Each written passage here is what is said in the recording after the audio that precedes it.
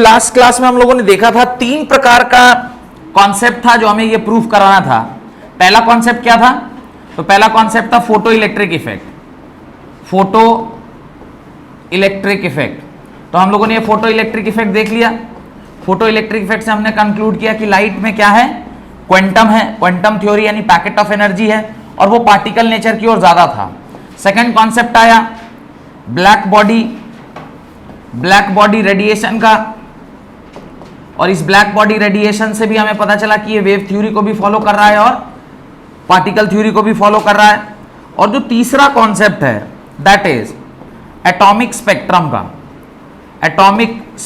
का। तो आज की क्लास में हम लोग इसी एटॉमिक स्पेक्ट्रम को पढ़ने वाले हैं कि एटॉमिक स्पेक्ट्रम क्या होता है, और एटॉमिक स्पेक्ट्रम से हम कैसे कंक्लूड किए कि इसमें पार्टिकल नेचर या फिर वेव नेचर पाया जाता है। तो ये हम लोग देख रहे हैं, और इसी के बेसिस पर हम लोग डुअल नेचर ऑफ मैटर के बारे में लास्ट क्लास में बात कर रहे थे। तो आप लिखना स्टार्ट कीजिए। राइट, पहला जो कॉन्सेप्ट है, first concept atomic spectrum. Right, electromagnetic spectrum consists of radiation of different wavelength and frequency. Electromagnetic spectrum consists of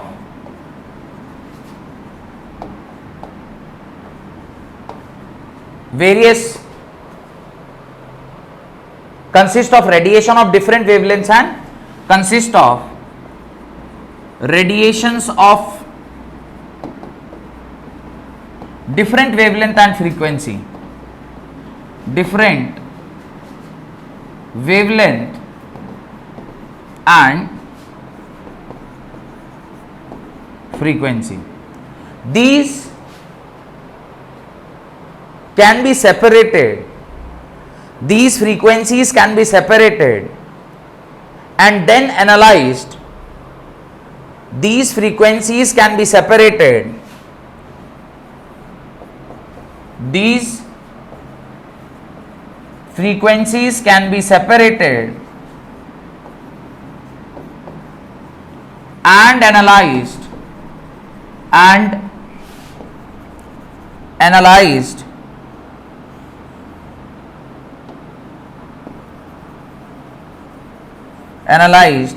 with an instrument called as spectroscope. With an instrument called as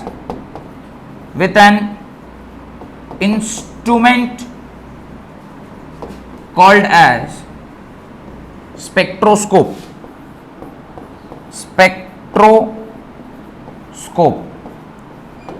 तो ये जो अलग अलग wavelength है, अलग अलग frequency और अलग अलग वेवलेंथ है, उसकी फ्रीक्वेंसी को जब हम लोग रेडिएशंस को एक पर्टिकुलर प्रिज्म से क्रॉस करके उसको डिफरेंट स्पेक्ट्रम में यानी अलग अलग वेवलेंथ और फ्रीक्वेंसी में डिवाइड करते हैं, तो ऐसा करने के लिए जो इंस्ट्रूमेंट है उसका नाम क्या है? स्पेक्ट्रोस्कोप है। And full stop. आगे लिखिए, it consist of prism or diffraction grating. It consists of prism. It consists of prism or diffraction grating. Diffraction grating for the dispersion of radiation.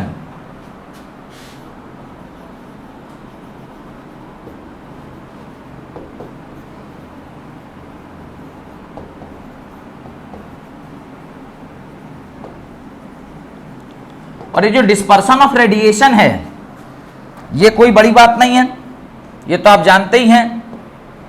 Dispersion of radiation देखिए, dispersion अगर देखना हो dispersion of light.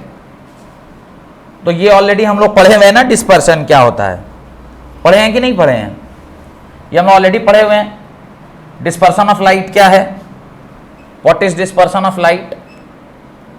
कहां चला गया photo?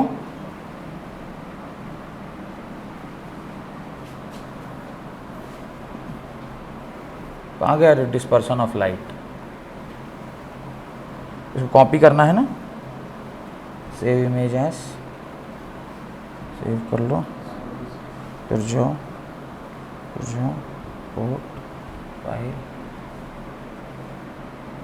कहाँ गया? Downloads में गया।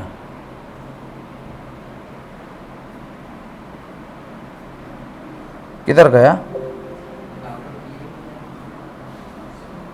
लिखे थे ना copy image as, save image as, ये है ना डाउनलोडेड में। ये कहाँ गया? डेस्कटॉप पे ही। तो वहाँ क्यों नहीं दिख रहा है?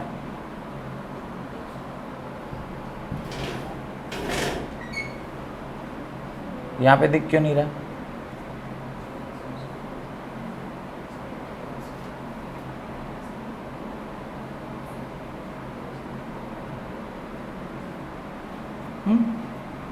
दिखाई क्यों नहीं दे रहा?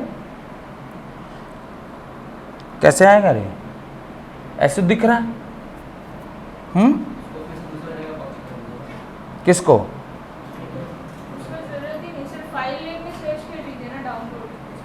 एक मिनट, डेस्कटॉप पर तो प्रेजेंट है, इसको रीनेम कर दें।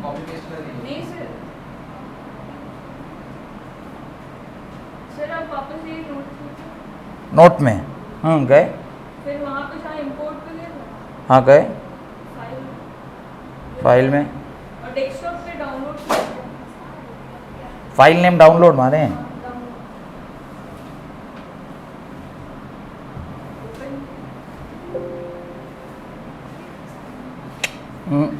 जब रहेगा तो यहीं दिखेगा ना। खैर कोई नहीं, चलिए यहीं देख लीजिए, इसी पर देख लीजिए। ये पर्टिकुलर एक इमेज है। अब ये आप जानते हैं कि एक वाइट लाइट कैसे 7 डिफरेंट कलर्स में क्या हो रहा है? डिस्ट्रीब्यूट हो रहा है। ये जो वाइट लाइट है ये 7 डिफरेंट कलर्स में कैसे डिस्ट्रीब्यूट हो रहा है? इसी फिनोमेना को हम लोग क्या कहते हैं? डिस्पर्सन ऑफ लाइट कहते हैं, duly called as dispersion of light. अच्छा अब देखिए, क्या यहाँ पे कोई वेरिएशन दिखाई दे रहा है? मतलब आप क्लियर डिमार्केशन है क्या? कोई क्लियर डिमार्केशन है कि नहीं? यहां पर रेड है या यहां येलो है या ऐसे एकदम क्लियर, बीच बीच में गैप है क्या? नहीं, it is continuous in nature. ये बात आप समझ पा रहे हैं कि ये जो डिस्पर्शन है ये कंटिन्यूअस है। तो अभी हम लोग जो पढ़ रहे थे वहां पे उसने यही बात कही है, वहां पे उसने यही बात कहा है। क्या कहा है? कि जब आप इस रेडिएशन को प्रिज्म से क्रॉस करते हैं या फिर diffraction grating of dispersion of radiation करवाते हैं, तो ये क्या करता है? उस व्हाइट लाइट को या उस रेडिएशन को अलग अलग डिफरेंट कलर्स में क्या कर देता है? डिस्पर्स कर देता है। जैसा कि अभी आपने डिस्पर्सन देखा, कुछ इस प्रकार से डिस्पर्स कर देता है उसको। Got it? तो ये चीज आपको ध्यान रखना है। इसके बाद आगे लिखिए, इसके बाद आगे लिखिए। मैं चाहता था वो स्लाइड यहां आ जाए, खैर कोई बात नहीं, आगे लिखिए।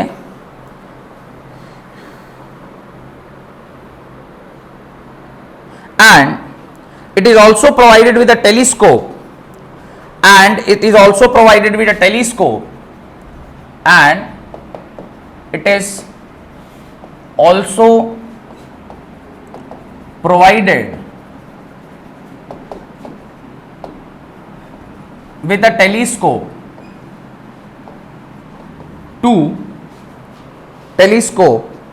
to examine these radiations, to examine these radiations।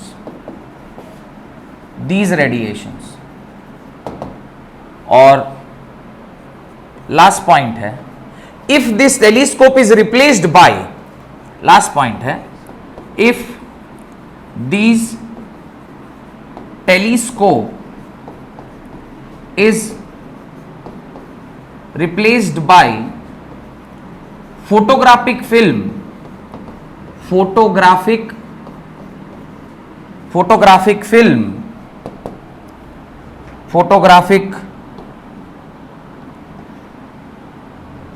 photographic film,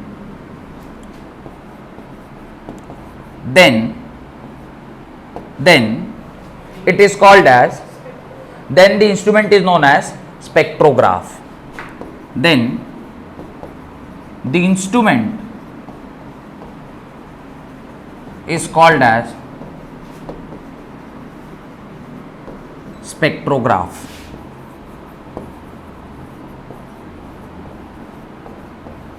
Then the instrument is called as spectrograph. एक बार वो भी चेक करते हैं, स्पेक्ट्रोग्राफी, शायद स्पेक्ट्रोग्राफी से कुछ मिल जाए। स्पेक्ट्रोग्राफ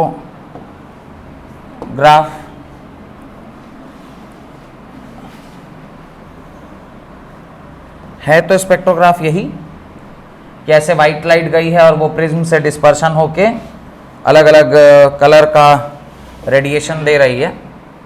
तो स्पेक्ट्रोग्राफी तो है, टेलीस्कोप से आप उसको चेक करते हैं। इस प्रकार से पूरा सेटअप होता है। खैर अपने को पूरा सेटअप के बारे में नहीं पढ़ना है, अपने को तो मुख्यतः किसके बारे में पढ़ना है, हाइड्रोजन और हाइड्रोजन की स्पेक्ट्रोग्राफी के बारे में पढ़ना है। तो ये हम लोग को मुख्यतः हाइड्रोजन के बारे में इसकी ज़्यादा जानकारी चाहिए कि हाइड्रोजन, क्योंकि भोर का जो मॉडल अभी हम लोग आगे पढ़ने वाले हैं वो भोर का मॉडल किसके लिए आधारित है, वो सिर्फ और सिर्फ हाइड्रोजन या हाइड्रोजन लाइक एलिमेंट के लिए ही, तो वही उसी के ऊपर हम लोग को ज़्यादा फोकस करना है। खैर लिखिए आगे, depending upon the nature of radiation, depending upon the nature of radiation, depending upon the nature of radiation,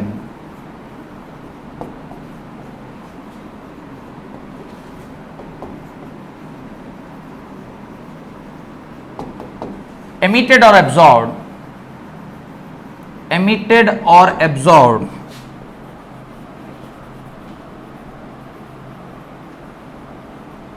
spectrum are of two types. Spectrum are of two types. पहला, first emission spectrum, EMISSION, emission spectrum, और दूसरा absorption spectrum.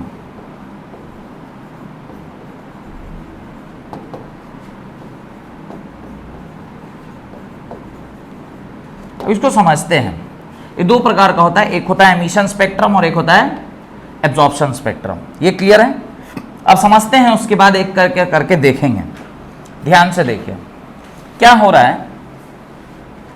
ये आपका atom है, ये nucleus, इन nucleus के चारों तरफ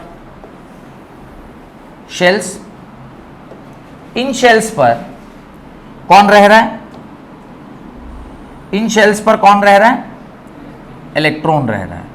इन शेल्स पर कौन रह रहा है, इलेक्ट्रॉन्स रह रहा है।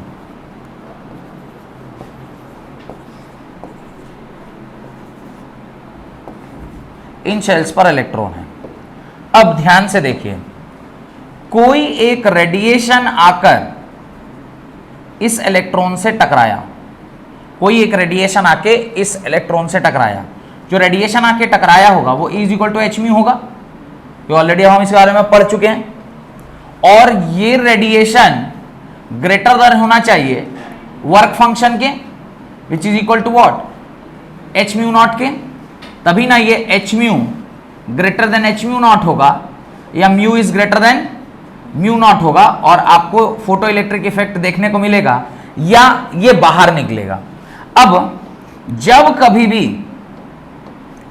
ये फोटोन, जो यहां पर ये फोटोन आया है, ये फोटोन आकर इससे टकराएगा, ये इसकी एनर्जी को क्या कर लेगा, एब्जॉर्ब कर लेगा। क्या कर लेगा, एब्जॉर्ब कर लेगा। कौन एब्जॉर्ब करेगा, ये इलेक्ट्रॉन इस एनर्जी को क्या कर लेगा, एब्जॉर्ब कर लेगा। एब्जॉर्ब करने के बाद ये ऐसा तो है नहीं कि बस यही कुछ शेल्स यहां पे प्रेजेंट है, शेल्स तो बहुत सारे इसके बाद भी प्रेजेंट होंगे। मैंने कहा ना there are infinite number of shells. अब ये क्या करेगा, ये जो इलेक्ट्रॉन है ये यहां से जंप मार के, मान लीजिए जंप करके कहां चला गया, यहां चला गया। क्यों जंप करके वहां गया? क्योंकि इसने एनर्जी को एब्जॉर्व किया था, और जब इलेक्ट्रॉन किसी एनर्जी को एब्जॉर्व करता है तो वो जंप करके अपने हायर ऑर्बिटल में चला जाता है। तो अगर मैं इसे फर्स्ट शेल बोलूं, इसे सेकेंड, इसे थर्ड, इसे फोर्थ, इसे फिफ्थ और इसे सिक्स्थ, तो मैं ये कह रहा हूं कि जो इलेक्ट्रॉन थर्ड शेल में प्रेजेंट था, after absorption of energy it has moved to which shell? It has moved to sixth shell. वो कहां चला गया है? सिक्स्थ शेल पर चला गया है। यहां तक कोई डाउट? तो जब कभी भी कोई इलेक्ट्रॉन एनर्जी को एब्जॉर्ब करके ऊपर जा रहा है तो वो कुछ लाइट यानी कुछ एनर्जी इसको एब्जॉर्ब किया होगा, तो उससे जो स्पेक्ट्रम बनेगा उसको क्या बोलते हैं? Absorption spectrum. उसको क्या बोलते हैं? Absorption spectrum. पहले एब्जॉर्प्शन वाली बात समझ में आई, तो उसका स्पेक्ट्रम क्या होगा उसको बाद में समझते हैं। जब कभी भी कोई इनकमिंग एनर्जी किसी इलेक्ट्रॉन पर आके टकराएगी, कंडीशन ये है उसके टकराने का, तो ये क्या करेगा? उस पर्टिकुलर इलेक्ट्रॉन को एनर्जी एब्जॉर्ब करके ये अपने लोअर एनर्जी स्टेट से कहां चला जाएगा? हायर एनर्जी स्टेट में। आप ही याद कीजिए ना, आपके बीच में बहुत सारे ऐसे बच्चे बैठे हुए हैं जिनका 95% मार्क्स आया है या 96% मार्क्स आया है। 10th में 95, 96 जो भी आप लेके आए, पहला दिन हाईली एक्साइटेड स्टेट, पूरा एकदम घर प्रफुल्लित, इंजॉयबल, सब मिठाइयां बट रही है, सारे लोग खुश हैं, चारों तरफ से फोन आ रहा है। अच्छा, पहला दिन ऐसा हुआ।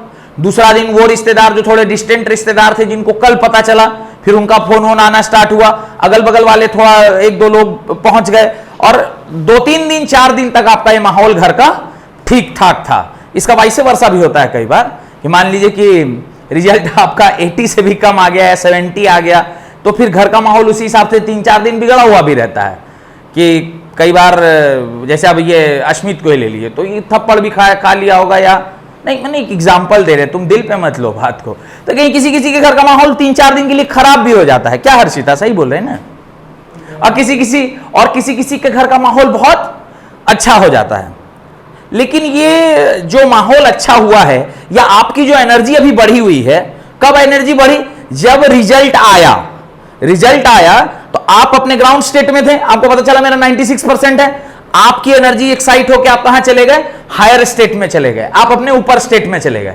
1 दिन, 2 दिन, 3 दिन, 4 दिन, 5-6 दिन के बाद फिर आप इसी क्लास में आए, और जब क्लास में आए उस टाइम मैं आपको मूल कॉन्सेप्ट पढ़ा रहा था, तो मूल कॉन्सेप्ट पढ़ाए तो बोले हे भगवान, ये क्या है, ये सब क्या पढ़ाई हो रहा है?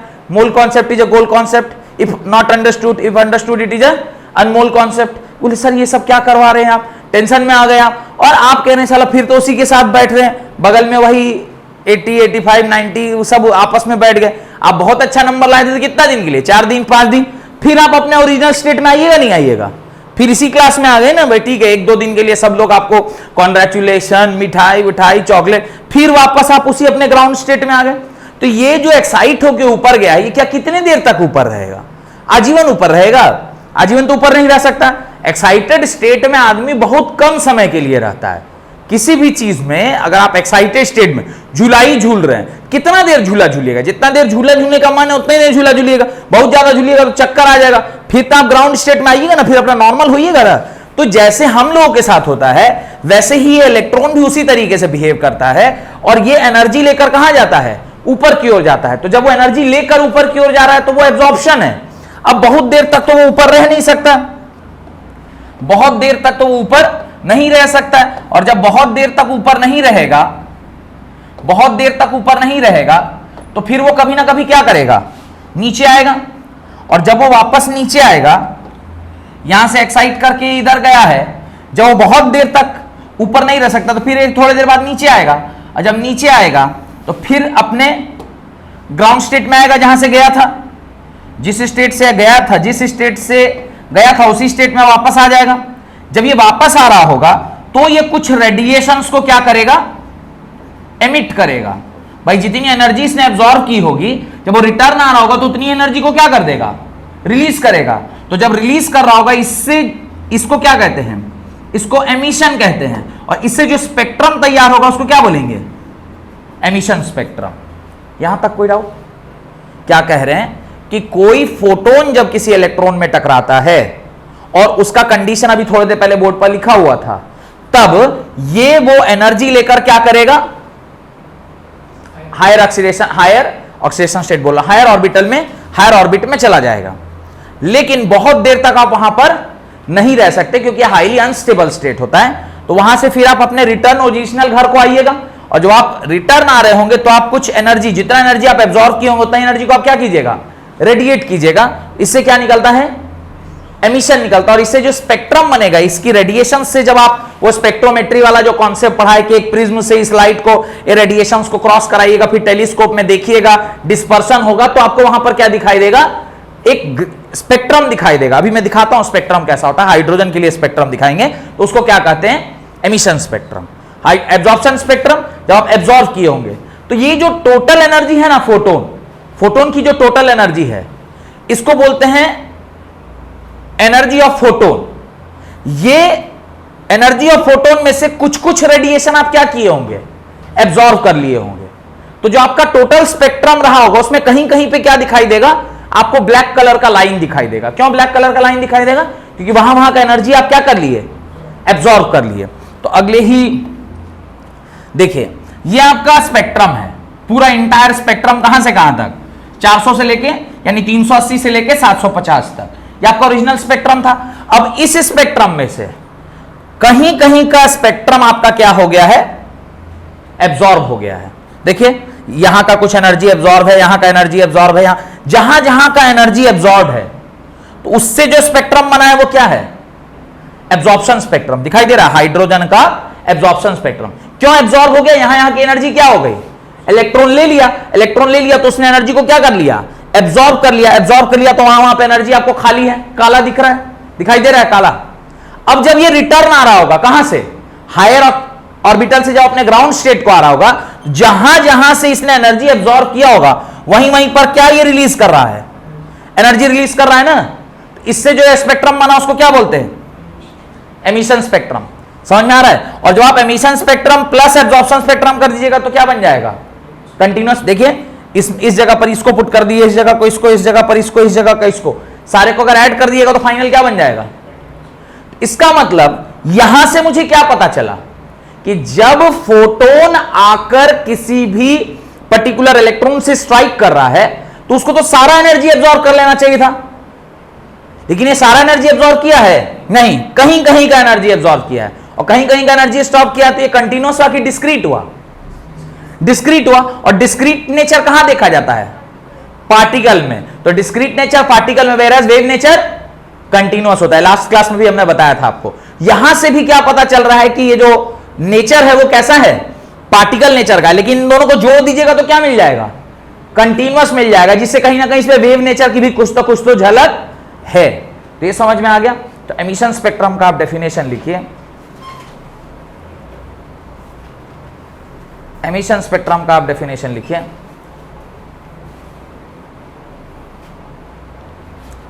एमिशन बोलता हूं, एब्जॉर्प्शन स्पेक्ट्रम का। When sunlight is passed, when sunlight is passed through the vapors of the substance, when sunlight is passed through the vapors of the substance and the transmitted light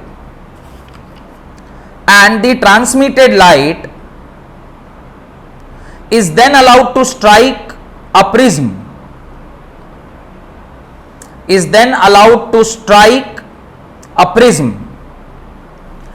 dark line appears,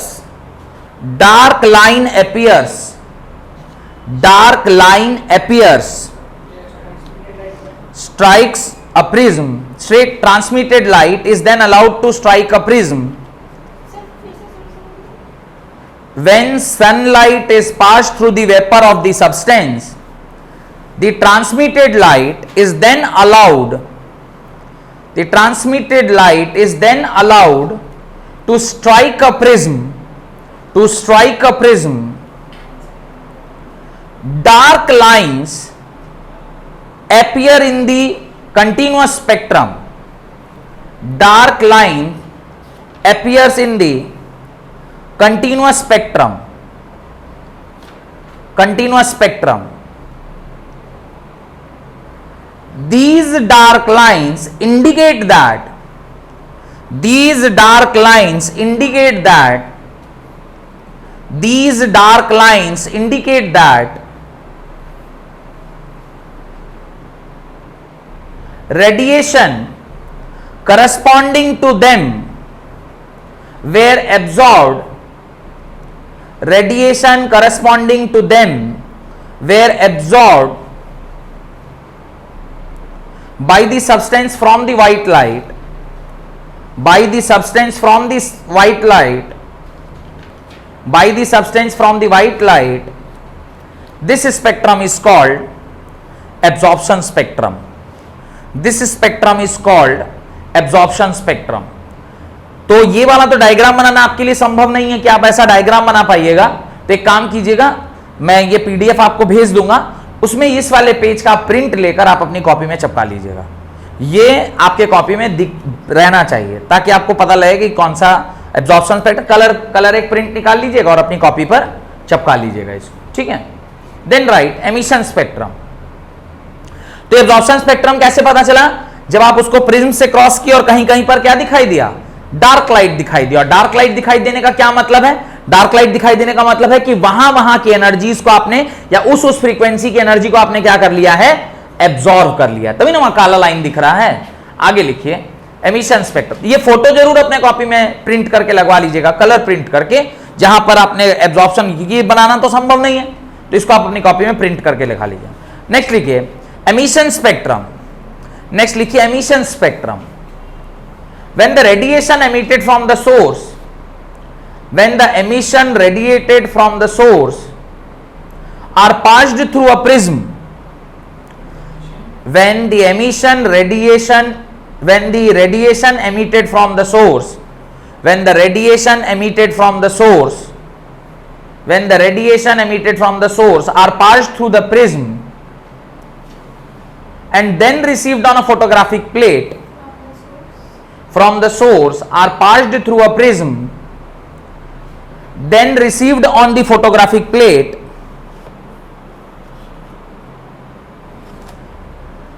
the radiation is in the form of the radiation is in the form of discrete lines. The radiation is in the form of discrete lines. When the radiation emitted from a source are passed through a prism, then received on a photographic plate, radiations are in the form of discrete lines. Radiations are in the form of discrete lines. Radiation are in the form of discrete lines. और ये वही discrete lines हैं जहां पर absorption spectrum से क्या हुआ था? एनर्जी गायब थी। जहां पे एब्जॉर्प्शन स्पेक्ट्रम से एनर्जी गायब थी, उसी जगह में आपको एमिशन स्पेक्ट्रम में लाइट मिल रहा है। क्लियर? और इन दोनों को जोड़ देने पर आपको क्या मिलता है? कंटिन्यूअस स्पेक्ट्रम मिलता है। ठीक है, तो इससे आपको एमिशन स्पेक्ट्रम और continuous spectrum, emission spectrum, absorption spectrum और कंटिन्यूअस स्पेक्ट्रम क्या होता है ये आपको समझ में आ गया। आप एक बस लाइन वहां लिख लीजिएगा कि emission spectrum plus absorption spectrum is equal to continuous spectrum. Emission spectrum plus absorption spectrum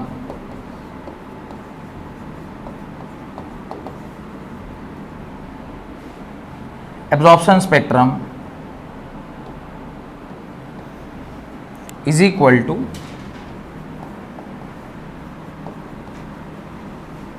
equal to continuous spectrum।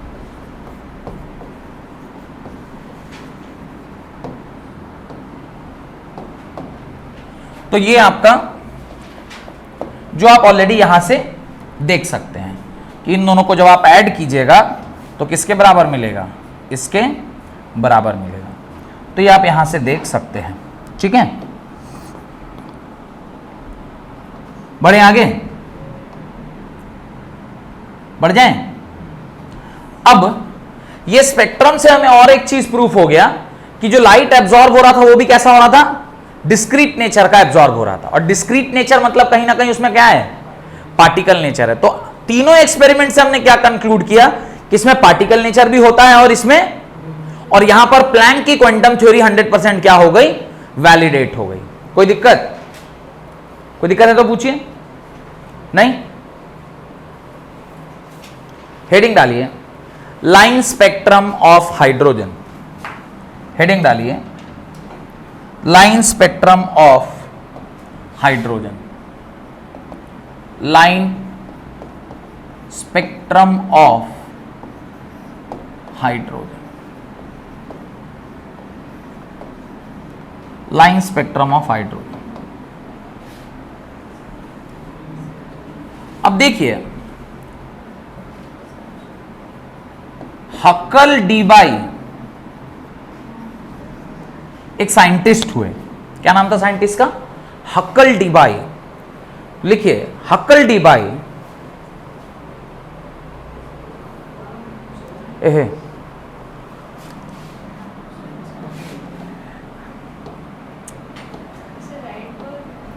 Rydberg, हक्कल Debye. मैं क्लास 12th के खेराल्स लॉ में चला गया था, सॉरी ध्यान से उतरेगा, आज ही पढ़ा है ना उन लोग को भी हक्कल डीबाई, उन्हीं का नाम याद आ गया।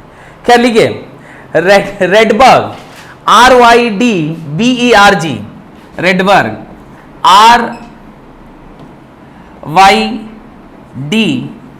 RYDBERG, Rydberg in the year कितना दिया हुआ है, रेडबर्ग इन द ईयर 1890, 1890 में उन्होंने इस स्पेक्ट्रम के बारे में पता कर लिया था। अब तो स्पेक्ट्रम सबको पता लग गया ना, एब्जॉर्प्शन स्पेक्ट्रम, एमिशन स्पेक्ट्रम, ये सब। तो जैसे कोई चीज के बारे में कोई साइंटिस्ट ढूंढना स्टार्ट किया, बस सब लोग उसके पीछे पीछे लग गए कि इसमें और कुछ होगा और कुछ होगा, इसके पीछे लग जाते हैं।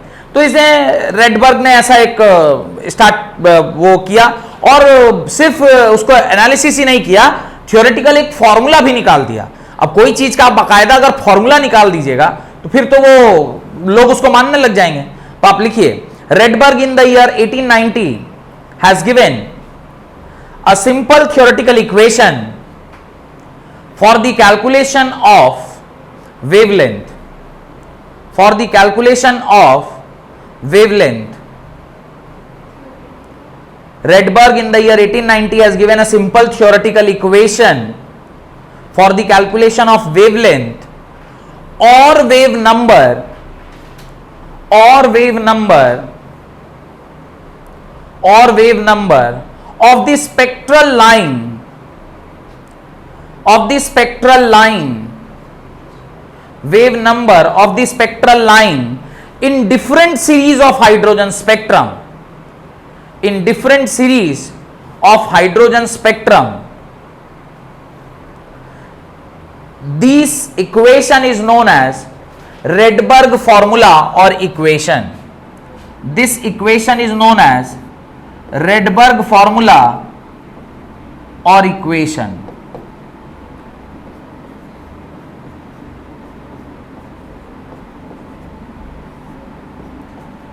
ये फॉर्मूला इन्होंने दिया है,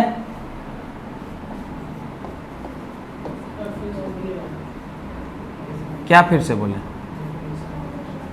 ये तो फॉर्मूला है, इसको बोलना क्या है, देख के उतारना है।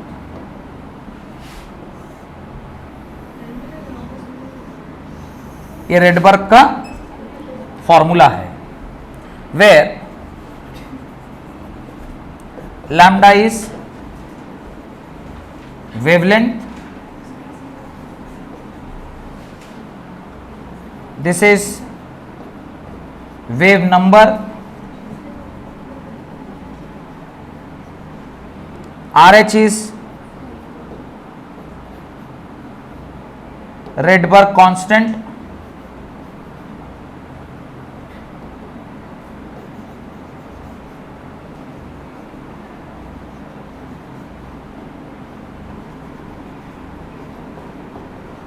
Z is atomic number,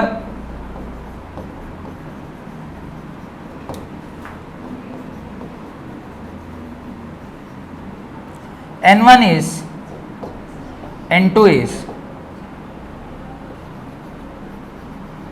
lower state और ये एक्साइटेड स्टेट,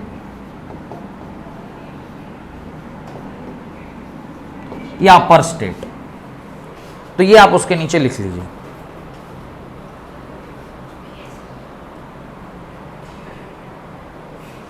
और रेडबर्ग कांस्टेंट का जो वैल्यू है that is 1.09677 into 10⁻⁷ metre inverse. तो ये जो RH है, ये जो RH है इसका वैल्यू है 1.09677 into 10⁻⁷ metre inverse into 10⁻+7 metre inverse into 10⁻+7 metre inverse. हाँ, ये साइंटिस्ट अपना कांस्टेंट देते हैं, वो किस बेसिस पे देते हैं? निकालते हैं कैलकुलेशन करके on the series of experiments. बहुत सारे एक्सपेरिमेंट, इसमें तो बहुत सारे साइंटिस्ट इन्वॉल्व थे, अभी उनके बारे में पढ़ेंगे। डन। तो ये फॉर्मूला अब आपको ना याद होना चाहिए। इसका डेरिवेशन है हम लोग के उसमें, और डेरिवेशन तक पहुंचेंगे, लेकिन इसका डेरिवेशन किया किसने? भोर ने किया। ये रेडबर्ग फॉर्मूला इसने दे दिया था, पर भोर ने बाकायदा इसके डेरिवेशन को किया है, कैलकुलेट किया है on the basis of Planck की क्वांटम थ्योरी को मिलाकर रेडबर्ग का फॉर्मूला डिराइव किया है। तो पहले के जो साइंटिस्ट लोग होते थे कि बस फॉर्मूला लिख देते थे, अब आप उसको ढूंढते रहिए वो कैसे उन्होंने किया है। फिर भोर ने उनको ढूंढा कि भाई ये कैसे ये बात ये लिखे हैं। डन। कोई दिक्कत? तो अब हम लोग ये टॉपिक क्या पढ़ रहे थे? Line spectrum of hydrogen. तो अब लाइन स्पेक्ट्रम ऑफ हाइड्रोजन का डेफिनेशन लिखिए। क्या है लाइन स्पेक्ट्रम ऑफ हाइड्रोजन? तो उसका डेफिनेशन आप लिखिए। Right, definition of line spectrum of hydrogen. तो लिखा जाए, when electric discharge is passed through the hydrogen gas, when electric discharge is passed through the hydrogen gas,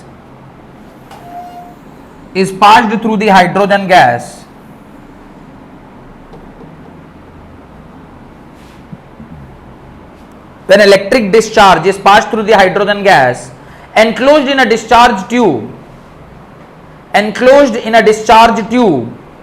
under low pressure, discharge tube मतलब under low pressure, क्योंकि crooks का जो discharge tube था उसके अंदर कितना प्रेशर लिए थे हम लोग? वैक्यूम पंप लगा के वहां का प्रेशर क्या कर दिए थे? कम कर दिए थे। Under low pressure and the emitted light is analyzed by spectroscope, and the emitted light is analyzed by spectroscope, full stop.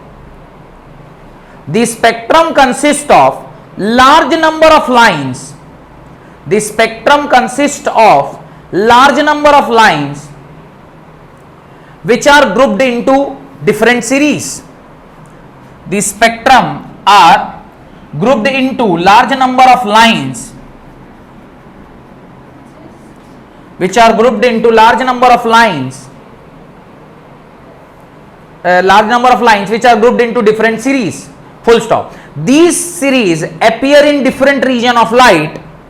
These series appear in different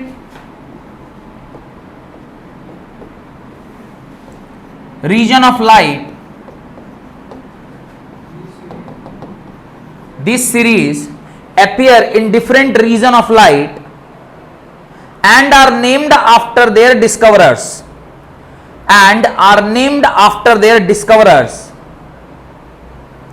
The complete spectrum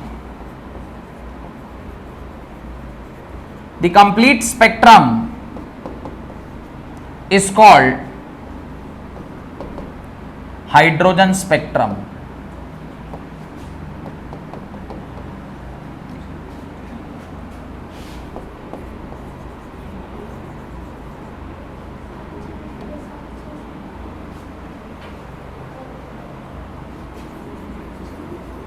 अभी इसको पहले लिखिए, फिर मैं इस पूरे कॉन्सेप्ट को समझाता हूं, तो आपको ये समझ में आएगा कि मैं ये क्या लिख रहा हूं।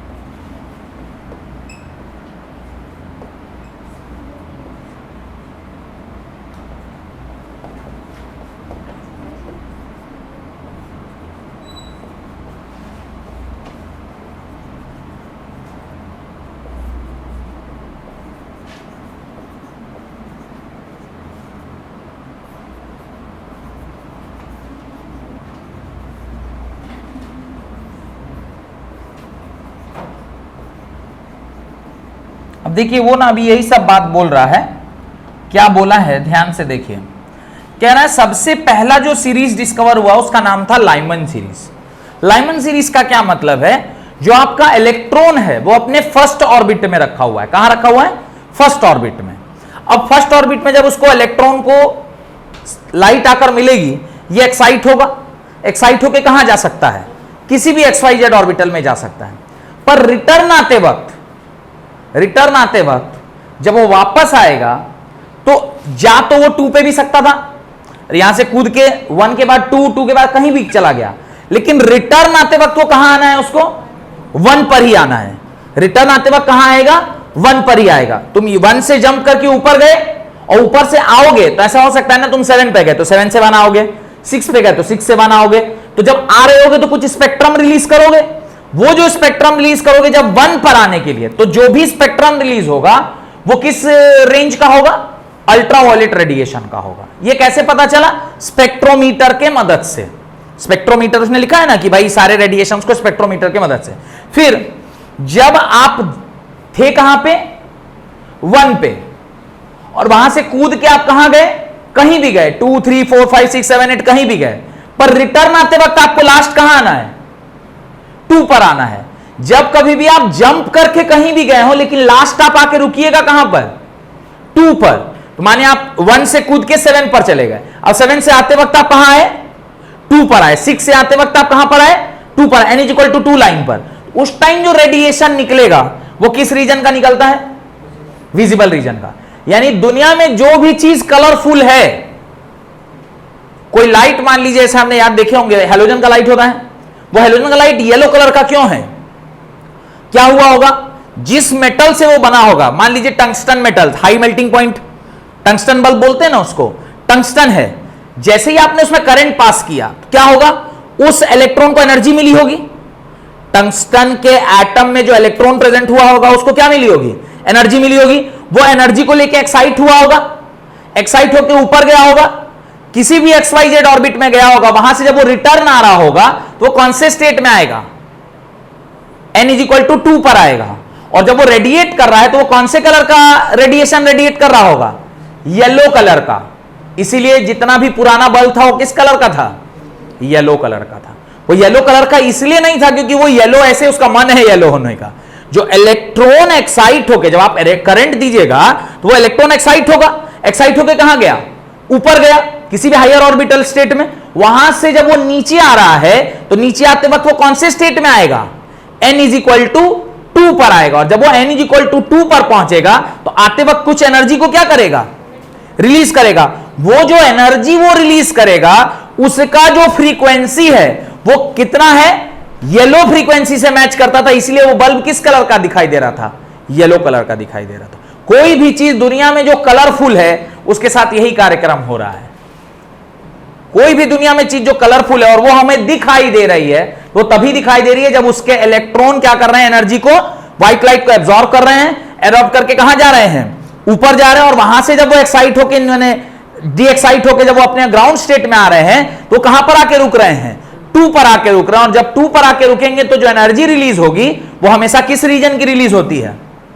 विजिबल रीजन की। तो हम लोग कौन सा रीजन में कौन सा रेडिएशन को देख सकते हैं? विजिबल रेडिएशन को। और ये ढूंढा किस साइंटिस्ट ने? बाल्मर ने। तो ये पहला वाला लाइमन, दूसरा बाल्मर, ऐसे करके अलग अलग साइंटिस्ट ने अलग अलग रीजन को ढूंढा। और जो सबसे लास्ट वाला है, एकदम रिसेंट वन है, ये 1960 में ढूंढा गया है। कौन सा? ये हेनरी जो है, हेनरी सीरीज जो है, ये एकदम लास्ट में, अभी 1960 की बात है, यानी आज से 60 साल पहले की बात है, एकदम रिसेंट डेवलपमेंट है। तो ये हेनरी का, तो ये आप लिख लीजिए। और एग्जाम में इसके ऊपर क्वेश्चन पूछता है कि लाइमन सीरीज किस रेडिएशन को दिखाता है? तो अल्ट्रावायलेट। ऐसे भी याद रह जाएगा, अल्ट्रावायलेट है, बीच में विजिबल है और बाकी सब इंफ्रारेड है। 3 ही है, इसलिए बहुत ज्यादा बुद्धि लगाना नहीं है। यहां तक कोई डाउट है तो पूछिए। नहीं तो आपको एक्साइटेड स्टेट समझ में आ गया। ग्राउंड स्टेट, जहां पर वो रिटर्न आ रहा है उसको क्या बोलते हैं? ग्राउंड स्टेट बोलते हैं। और ये जो स्पेक्ट्रम तैयार होता है उसको क्या बोलते हैं? जो स्पेक्ट्रम तैयार होता है उसको क्या कहते हैं? Line spectrum of hydrogen. This is called as line spectrum of hydrogen. मैं देखता हूं अगर लाइन स्पेक्ट्रम मुझे मिल जाए तो एक इसका लाइन स्पेक्ट्रम देखते हैं।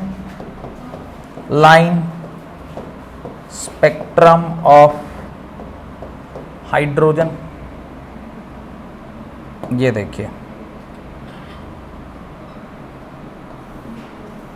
Line spectrum of hydrogen.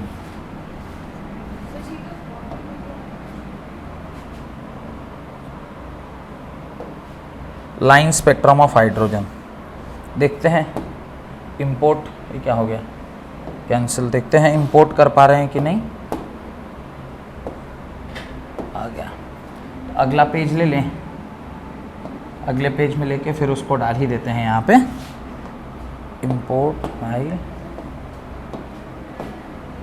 तो ये आप ये देखिए, ये आपका, यही बात मैं समझाने की कोशिश कर रहा था कि जंप करके चाहे वो गया कहीं भी हो, आते वक्त उसको आना कहां पर है, पहली लाइन पर आना है, n इक्वल टू 1 पर आना है। तो उससे जो सीरीज बनेगी उसको क्या बोलेंगे, लाइमन बोलेंगे। और ये क्या है, अल्ट्रावायलेट। जंप करके गया कहीं भी हो, जब रिटर्न आ रहा है तो उसको कहां आना है, सेकंड पर आना है, n इक्वल टू 2 पे। उससे जो सीरीज बनेगी उसको क्या बोलेंगे, लाइमन बोले, बाल्मर बोलेंगे। सिमिलरली पैशन, देन तो ये इसमें भी passion, near infrared, far infrared, far infrared and this is ultraviolet. बस एक बाल्मर सीरीज है, वही क्या है हमारा विजिबल रीजन में। तो हम दुनिया में कुछ भी देख रहे हैं तो उसका कारण है कि बाल्मर सीरीज के वजह से ही देख पा रहे हैं। यानी बाल्मर ने, देख तो हम लोग पहले से रहे होंगे, पर ये बात हमें किसने बताई कि हम लोग दुनिया में कोई भी चीज जो रंगीन देख पा रहे हो, किसकी वजह से देख पा रहे हैं, बाल्मर की वजह से। क्योंकि कोई भी चीज हमेशा बना हुआ किससे है, एटम से। एटम में कौन प्रेजेंट है, इलेक्ट्रॉन। इलेक्ट्रॉन, और आप देखिए अगर लाइट ना पड़े तो पेड़ भी काला दिख रहा है। कुछ लोग आर्ग्यूमेंट देते हैं कि नहीं, पेड़ के पत्तों में क्लोरोफिल है इसलिए वो ग्रीन है, तो फिर अंधेरे में भी ग्रीन होना चाहिए। कहा अंधेरे में ग्रीन है, अगर उसकी अपनी रोशनी होती तो वो अंधेरे में भी ग्रीन कहलाता, लेकिन अंधेरे में ग्रीन नहीं है। इसका मतलब जब तक उसके ऊपर लाइट नहीं पड़ेगा वो आपको कलरफुल नहीं दिखेगा। लाइट पड़ेगा तो क्या होगा, ठीक है, क्लोरोफिल वो पिगमेंट है जिसकी वजह से उसमें ग्रीन कलर आ गया, लेकिन वो ग्रीन कलर दिखेगा कब, जब उसके ऊपर लाइट पड़ेगी। लाइट पड़ेगा तो उस जो क्लोरोफिल जिस चीज से वो बना होगा वो भी एटम है, उसमें एटम में इलेक्ट्रॉन होगा। इलेक्ट्रॉन क्या करेगा, एक्साइट करेगा, और एक्साइट करके जब अपने ग्राउंड स्टेट में आ रहा होगा तो वो n इक्वल टू कहां आएगा, 2 में आएगा। और n इक्वल टू जब वो 2 में आ रहा होगा तो जो एनर्जी रेडिएट होगी वो ग्रीन कलर की रेडिएट होगी, इसलिए वो पत्ता हमें क्या कलर का दिखाई दे रहा है, ग्रीन कलर का दिखाई दे रहा है। लॉजिक क्लियर है, कोई डाउट नहीं, यहां तक का सारा कॉन्सेप्ट क्लियर। तो यहां तक आज की क्लास में रखते हैं। अगली क्लास में हेडिंग डाल लीजिए, drawbacks of Rutherford model of atom. Drawbacks of Rutherford model of atom, ये हम लोग अगले क्लास में पढ़ेंगे और उसके बाद फिर बोर एटॉमिक मॉडल में प्रवेश कर जाएंगे। बहुत बहुत धन्यवाद आज की क्लास अटेंड करने के लिए।